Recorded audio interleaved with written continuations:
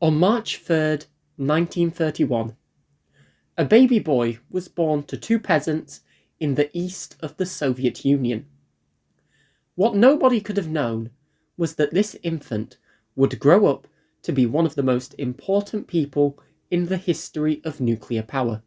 His actions blamed by some for being the ultimate cause of the downfall of the Soviet Union.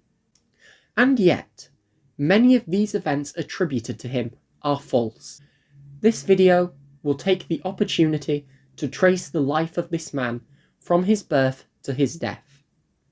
His name is Anatoly Stepanovich Dyatlov, and he is the scapegoat of Chernobyl.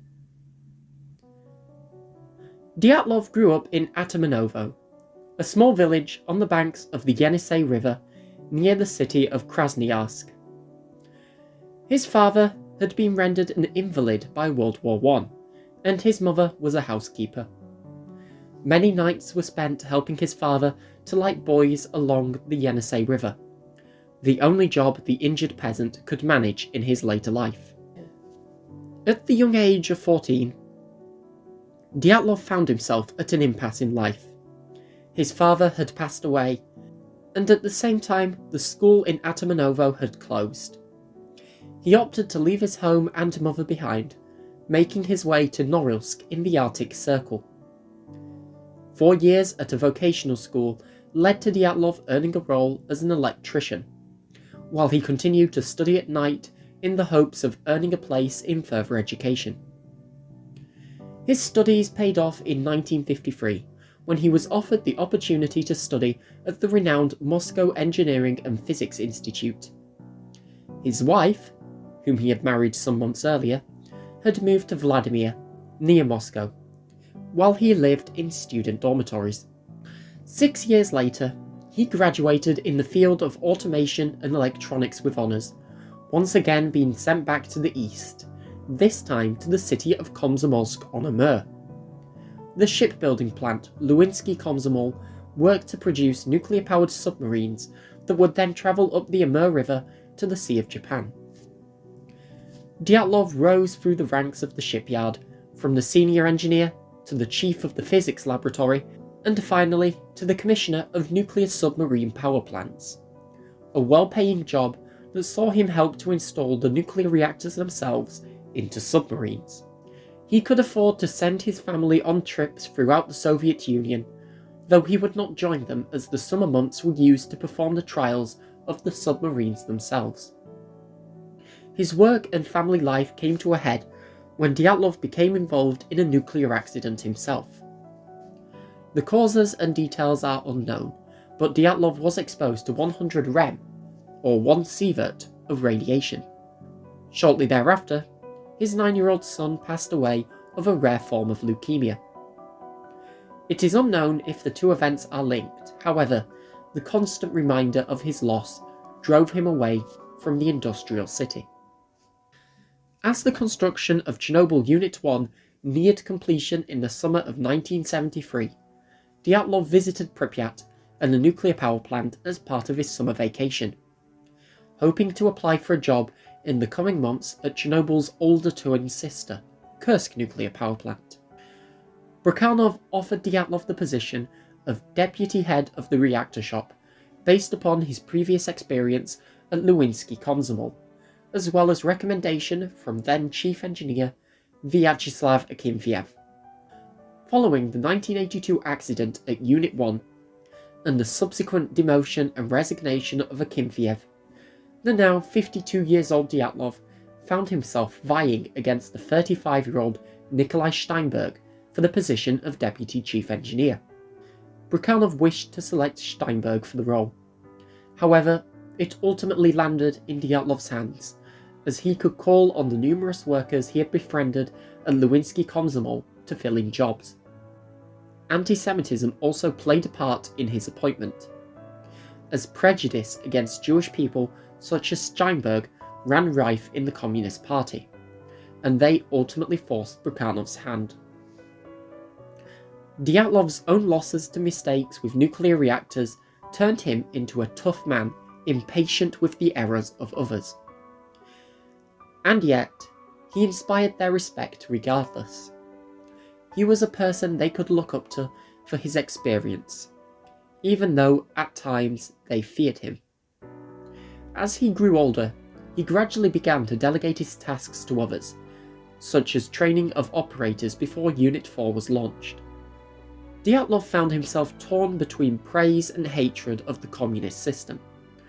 Despite being a member of the Communist Party, even carrying banners on May Day parades, immersing himself in literature, in particular poetry, singing it at gatherings on International Women's Day. Somehow, none of this pleased the now old man, and still he had to struggle against the flaws. Undelivered materials, missing plans that threatened to ruin the construction of Unit 4 that he was overseeing, and other issues that plagued his career. Alas, Unit 4 was eventually completed, signed by Brekhanov on December 31st, 1983. For this, Dyatlov received an Order of the Red Banner, a prestigious title, especially for a man who was born the son of a peasant in Asia. By 1986, Dyatlov again found himself with more responsibility than he had hoped for, despite his age. Brekhanov had been struggling to appease his superiors in the Communist Party, while Fomin had been rendered an invalid following an incident involving several car crashes, which had led to a severe spine injury. The two deputy chief engineers, Dyatlov and his friend Anatoly Sitnikov, whom he met at Lewinsky Komsomol, found themselves effectively running the nuclear power plant themselves, including the necessary experiments on the reactor. As deputy chief engineer, Dyatlov had the position of overseeing the turbine rundown program at the control room itself. The program was initially drafted by Gennady Metlenko, a representative of the group Dontek Energo, who would oversee its performance as well. The program was discussed by the heads of all the different departments of the building, and then passed on to Fomin, who approved it as well. The program was scheduled to be carried out on April 25, 1986. Dyatlov walked in the nuclear power plant as he often did, a means of exercise, and attended the daily operational briefing before making his way to Unit 4 to observe the test. Here, the preparations were being made according to the program, including the withdrawal of the emergency core coolant system, which was a necessary step.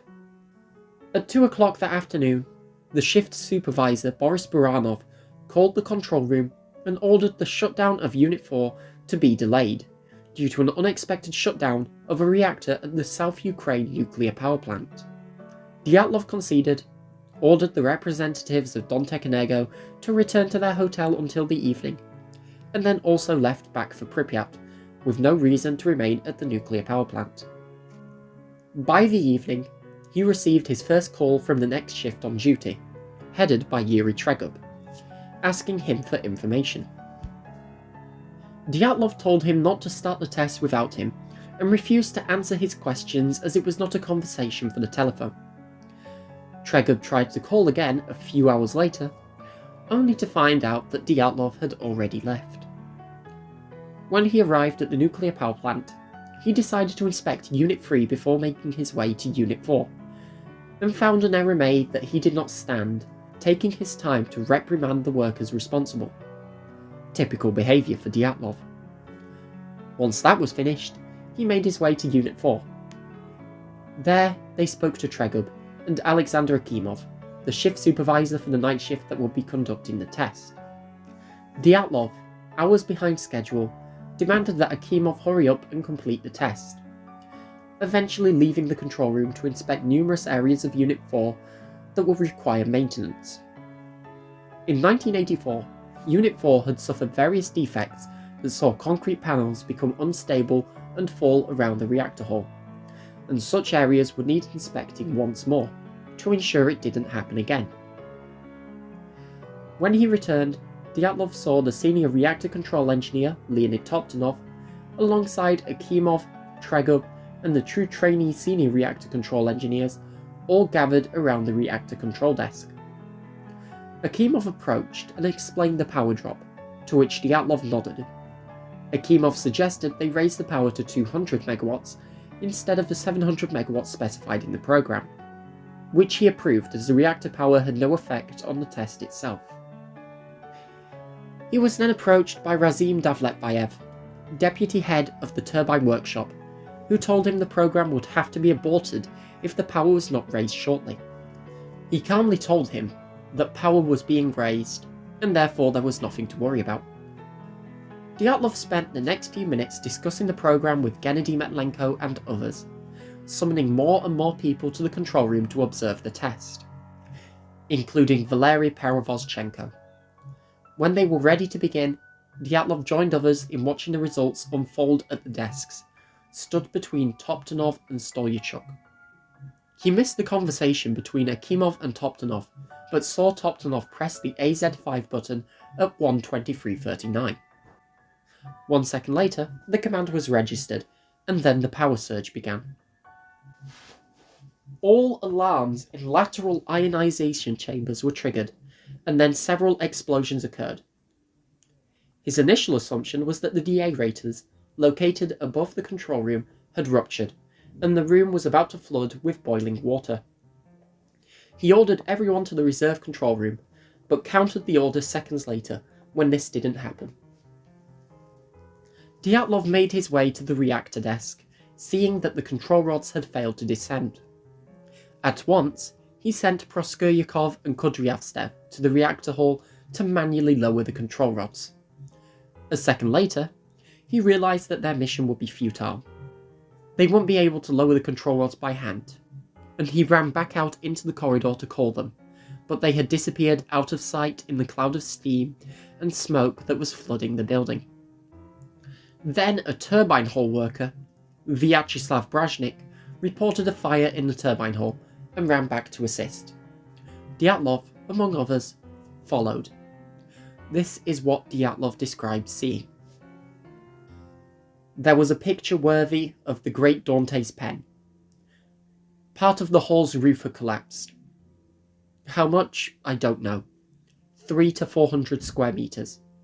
The slabs damaged and drained the oil and feed water lines. Debris. I looked down from the 12th mark through the opening to the 5th mark where the feed pumps were. Streams of hot water were shooting from the sides of various damaged pipes and falling on electrical equipment.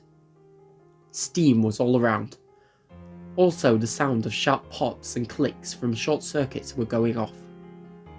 In the area of the 7th turbine, an oil leak from damaged pipes caught fire. Operators were running to it with fire extinguishers and rolling out fire hoses. You could see through the opening in the roof, visible flashes of fire starting. He returned to the control room at once and ordered Akimov to call the fire brigade as well as for an ambulance. Proskuryakov and Kudryavtsev returned, failing to access the reactor hall. Their route had been blocked by debris. Perevozchenko, reactor workshop foreman, also returned. His attempts to access valves connecting the emergency water tanks to the pumps had failed as well. Gorbachenko, one of the dosimetrists on shift, reported to Dyatlov that he had seen the destroyed main circulation pump hole, and Dyatlov could not believe it, asking Gorbachenko to lead him out of the building. Gorbachenko complied, and they started moving out. On the way out, they passed a group of 4 people: Oleg Gemrik, Anatoly Kurguz, Igor Simonenko, and Vladimir Semikopov. Gemrik and Kurguz had been near the reactor hall at the time of the explosion, and Kurguz was blasted by steam that shot out of a vent above him, to the point his skin was hanging from his body. Dyatlov ordered them to leave the building and to get medical aid for Kurguz, and continue to follow Gorbachenko. Gorbachenko brought Dyatlov down to the transport corridor, a network of rail lines that ran through the building, used to transport machinery. The corridor was now flooded with water from Unit 4, and Dyatlov had no choice but to wade through it to the exit. The water as high as his ankles, as Gorbachenko returned to his post. When he at last emerged outside the building, Dyatlov got the opportunity to see the destruction himself. This is what he described. There was something to see, but as they say, I would not have believed it had my own eyes not seen such a sight. Despite the night and poor lighting, I could see enough. The roof and 2 walls of the shop were gone. Through the openings of the missing walls, I could see in the spaces streams of water, electrical equipment short-circuiting, and several fires. The gas tank room was destroyed, tanks standing askew. Valery Perevozchenko is right, there is no way to the valves. On the roofs of Unit 3 and the chem shop were several fires starting, still small. Apparently the fires started from large chunks of fuel thrown out of the core by the explosions. Maybe also graphite, although at a power of 200 megawatts, graphite temperature would be no greater than 350 degrees Celsius. And flying through the air, it will cool down. But dispersed fuel could penetrate into the graphite and then heat it after flying out from the core. True, it's doubtful. I didn't see glowing pieces of graphite on the ground. I didn't see non-glowing pieces either, even though I walked down the street along both units again later. Although I wasn't looking down, my feet didn't get caught on large chunks of anything, and I never stumbled. With my walk outside the units, a picture started to form. I realised the reactor was wrecked. I imagined that a fuel channel had broken off, resulting in a pressure rise in the reactor space, which tore off the 2,000-ton plate cover. Steam rushed into the hall and destroyed the building. After this, the cover plate landed in place. What threw it up and set it on the edge, I hadn't thought about before, and it did not change things. From this point on, the Unit 4 reactor to me began to exist only as a source of danger to the remaining units. He made his way back inside through Unit 3 to check on the situation there. The situation was stable, so Dyatlov allowed them to continue their work and took an iodine solution made from disinfectant, as the iodine pills in the Unit 3 control room had run out. Dyatlov, defeated, returned to the Unit 4 control room and told Akimov to switch off the pumps. They were now useless. A few minutes later, Shashanok was brought to the control room, and Dyatlov quickly organised a stretcher to evacuate him. People approached him, asking what to do, including members of the Kharkiv turbine plant, who were assisting with the rundown program. Dyatlov ordered them to leave the building, but they refused as they wanted to save the mobile laboratory. Dyatlov, under the pressure of the night, finally raised his voice. "Damn it! To hell with that machine! Get out of the unit now!" They obeyed. Rogozhin, chief supervisor, arrived at the control room, asking what had happened. Dyatlov assured him they had pressed the AZ5 button and then the reactor exploded. At this time, they received the radiation measurements in the building, off the scale. Keeping people in the building if they weren't needed was now putting their lives at risk, so he dismissed Toptonov and Kirschenbaum from the building. Kirschenbaum left. Toptonov refused. Dyatlov now returned to Unit 3, to ask them to shut down their reactor before the situation now threatened to destroy them too. He passed his friend, Anatoly Sitnikov, alongside Vladimir Chuganov, who had been sent to inspect the unit. Dyatlov told them there was nothing to look at. At Unit 3, Dyatlov ordered the operators to shut down the reactor while it was still safe, even as Rogozhin asked Dyatlov to try to get in contact with the plant's director, Viktor Brakhanov. On the way back to Unit 4, he passed another dosimetrist, Krasnozhen. Krasnozhen was of short stature, and had been forced to wear clothes several sizes too large and wrap a towel around his head. Only his eyes were poking out from underneath. Both laughed at his appearance, and Dyatlov continued along, still laughing. Now, for the first time, radiation exposure made its presence known to Dyatlov, and he convulsed, vomiting. Time was running out. Dyatlov could no longer spend much time inside Unit 4. He was shaking as he made his own iodine prep in the Unit 4 control room, but still he joined Valery Perevozchenko on one last attempt to reach the North Pump Hall in search of Valery Hodemchuk. Perevozchenko even climbed into the destroyed ruins in hopes of finding Hodemchuk, but could find no trace. Shortly thereafter, Brukhanov summoned Dyatlov to the bunker under the main administration building. Before he left, Dyatlov went to the Scala computer room, housing the computer, which monitored the parameters of the entire reactor, and printed out 3 documents showing the reactor power and pressure in the last few seconds. At Unit 3, Dyatlov showed the shift supervisor for the 3rd reactor, Yuri Bagdasarov, and told him, "I couldn't invent this shit." He sat down for a few minutes, trying to think of the causes, and then made his way to the bunker. When Dyatlov finally arrived at the bunker, more than an hour after he was summoned, he was suffering from radiation exposure. He showed them the printouts and told Brukhanov somehow there was an improper reactor control and protection system response.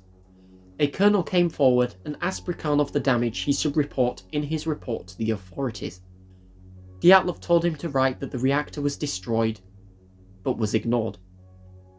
A few minutes later, Dyatlov began vomiting and was escorted from the bunker to hospital number 126 in Pripyat. When Dyatlov arrived, he refused any treatment, just wanting to sleep, but the nurse insisted he be put on an intravenous drip, and he quickly began to feel better. He was able to call his wife, Isabella, and tell her there had been an accident, but she had no need to worry, and he would hopefully be home soon. Isabella would later visit him, not in person in hospital, but as part of the crowd of women that gathered at the back of the building to see their husbands. He only asked for cucumbers, milk, and mineral water, which was carried up the side of the building using a rope smuggled in by a nurse. Soon, as Akimov and others arrived, they began to discuss the causes of the accident over vodka. This continued into the evening, where a large group of all workers who had been at the site began to discuss what had actually happened. One person asked Dyatlov how much radiation he received, and he suggested it was 40 roentgens. In actuality, it was closer to about 550 roentgens. Dyatlov joined the convoy of people who left hospital number 126 on the night of April 26th. These workers were all transported to Moscow Hospital number 6, based on their radiation exposure, where the best care in the Soviet Union could be given was found. Dyatlov's condition in Moscow Hospital number 6 initially appeared good, despite his dose being enough to kill half of the people who received it. As smoking wasn't permitted in the wards, he would join Sitnikov, Akimov, and others on the stairwell landing, where they would discuss the causes of the accident. "We are open to any suggestions, lads," he told them. "Don't be afraid to come out with even the most far-fetched ideas." Due to the nature of his exposure, Dyatlov suffered intensive burns to his lower legs, which can be seen bandaged in the few photos of him in Moscow Hospital number 6. Despite a reduced blood cell count, Dyatlov recovered ultimately, and was discharged from hospital on November 4th of 1986. There were, of course, complications. The burns on his legs, which had previously appeared fine, had suddenly worsened, with pus oozing out of them. Many of the injuries on his legs and arms would not heal, despite all of the treatment. The doctors refused to help, once all treatments had been exhausted, and he was refused the opportunity to transfer to a sanatorium once he left Moscow Hospital number 6, like all other patients from Chernobyl. Isabella Dyatlov had already been moved into an apartment in Kiev, where her husband joined her. Dyatlov was, like his father, now an invalid. He could barely walk and had to learn how to once again. He managed to cut his time to walk around the block to 10 minutes. On a walk on December 4th, 1986, 2 plainclothed officers approached the two, showed them the arrest warrant, and escorted Dyatlov in an unmarked vehicle. In his numerous holding cells, Dyatlov gained access to documents about the RBMK-1000 he had never seen before. He finally learned about the graphite displators and their effect on the reactivity at the bottom of the reactor, proving the innocence of the operators. Dyatlov chose not to simply give up and to fight his case in court. even though the verdict had already been decided. By medical records, he was not permitted to engage in more than 2 hours of interrogation daily. However, between January and March of 1987, Dyatlov would participate in up to 8 hours daily of interrogation, studying documents and familiarising himself with the case to present his innocence. When he found out that letters had been sent by the prosecutor to the families of Akimov and Toptonov, stating that if they had not died of their injuries, then they would have also been put on trial, Dyatlov wrote his own letters exonerating and praising the two young men for their actions, and resting the blame on the reactor itself. A few days before the trial, Dyatlov wrote a list of 24 questions that he wished to be asked in court about the safety of Chernobyl 4, only for the judge to confer with the expert participating in the trial the following day and dismiss every single one of them. This was likely because reactor operators from Chernobyl were in the control room, and would have been quick to dismiss any expert who lied about it being safe. Everyone knew that it failed to meet the nuclear safety regulations on 32 counts. Alas, the trial began on the 7th of July 1987. The following film footage is recorded from the Roland Sergeyenko film Don't Ask for Whom the Bell Tolls. Подсудимый Дятлов, вы себя виновным признаете, не признаете? В части отсутствия контроля за соблюдением технологического режима и непресечения замеченных нарушений не признаю. Не понял вас, извините, повторьте. В этой части что вы? Не признаю. Не признаете. В части личного нарушения правил ядерной, радиационной, общей техники безопасности, а также инструкций, виновным не признаю. В части причин взрыва реактора оперативный персонал и себя виновным не признаю. В части то, что я посылал людей без сопровождения дозиметристов, часто не зная фактической обстановки. Вот. Я считаю, действовал в соответствии... Подсудимый Дятлов, вы, очевидно, не поняли вопроса. Мы очень подробно заслушаем ваши показания. Сейчас я вас спрашиваю. Вы себя признаете виновным или не признаете? Если признаете, в какой части вы себя признаете виновным? Вот в этой части... Мы ваши показания очень подробно заслушаем. А сейчас коротко скажите, пожалуйста. В этой части, поскольку погибли люди, я не могу квалифицировать действия свои. Хотя действовал, считаю, в соответствии с должностью... Я извиняюсь, вам квалифицировать вас сейчас никто ничего не просит. В какой части вы себя признаете виновным? Вы поняли вопрос? В части гибели людей я не могу так сказать. Поскольку погибли люди, я не могу сказать, что я не виновен. А в чем же вы свою вину усматриваете тогда? Давайте так уж будем говорить.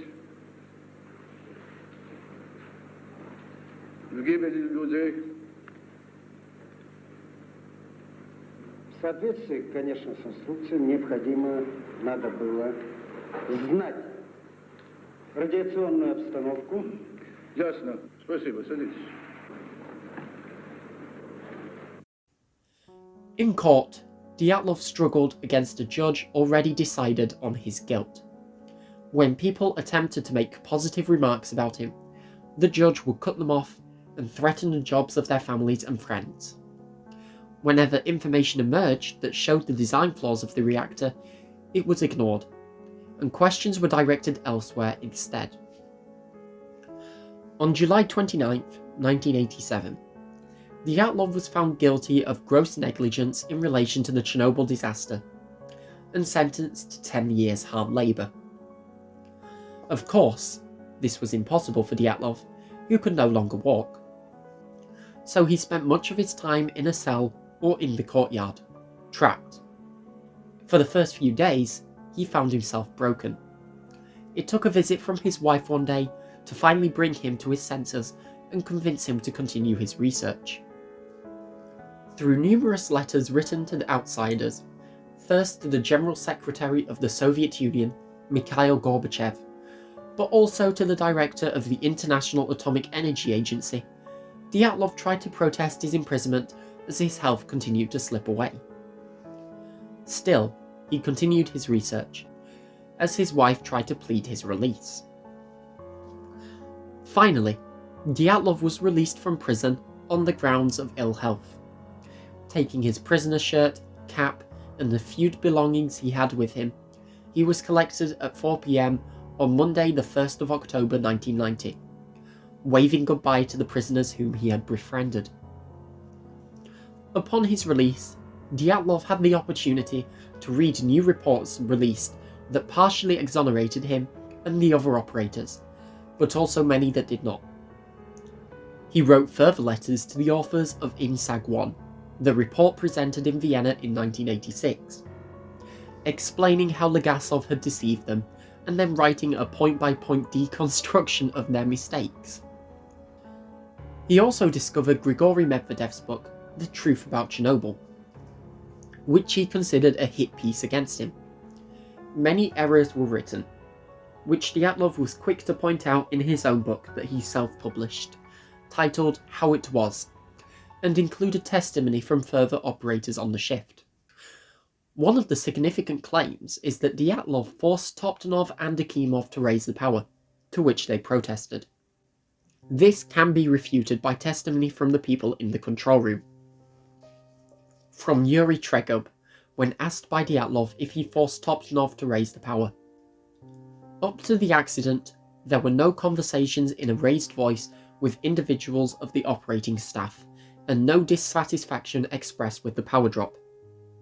There was also no attempts to remove Leonid Toptonov from operation, and he carried out his official duties for the duration of the shift.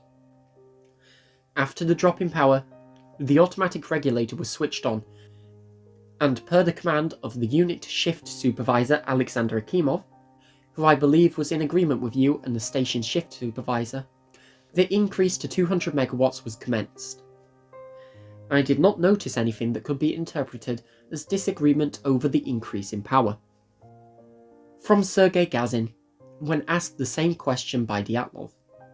Before the accident, I didn't hear words spoken in a raised tone of voice, only instructions regarding the experiment per the program. During the power drop, I approached the SIUR panel and saw that as far as I could tell, Toptonov was working hard to raise and stabilise the power. I saw nothing resembling attempts to remove or replace Leonid Toptonov, or pressure from you on Alexander Akimov and Leonid Toptonov allegedly refusing to raise the power after the drop, or discontent as a result of the drop. I believe such a situational conflict in the control room would not be unnoticed. Many more mistakes are presented in this book, but specifically towards Dyatlov. The claims that Dyatlov placed pressure on the operators and forced them to commit errors is baseless. It is known that Grigory Medvedev held a grudge against Dyatlov from their time working at the Chernobyl Nuclear Power Plant, and the close following of the now debunked INSAG 1 would force him to perpetuate many lies to maintain the story. Even as Dyatlov tried to publicly exonerate himself, his health continued to deteriorate. He developed bone marrow cancer, the burns on his legs worsened, and treatment in Berlin failed to help. All he had left was his believed innocence. Dyatlov passed away of heart failure due to his bone marrow cancer on the 13th of December 1995. He was 64. He is buried at the Lizov Cemetery in Kiev, Ukraine, the precise location kept hidden to prevent defacing of his tombstone. The earliest portrayal of Dyatlov I have found in media is the made-for-TV movie Chernobyl: The Final Warning, released in 1991. Here, Dyatlov does not look like his real-life counterpart, and is in fact the one to press the AZ5 button. More media portrayals of Dyatlov were made in 2004, 2005, and 2019 by Igor Slavinsky, Roger Albera, and Paul Ritter respectively. Ritter's portrayal, closely following the aggressive boss who pressured Akimov and Toptonov to break the regulations, was cemented as the typical belief of Dyatlov's behaviour, when the truth is far from the case. Dyatlov was a broken man, whose life was filled with poor luck from the beginning, losing much of his life to radiation, including possibly his children, as well as his friends. I hope that the information presented here can at least provide some new information about a forgotten hero who did not deserve this fate, being the scapegoat of Chernobyl.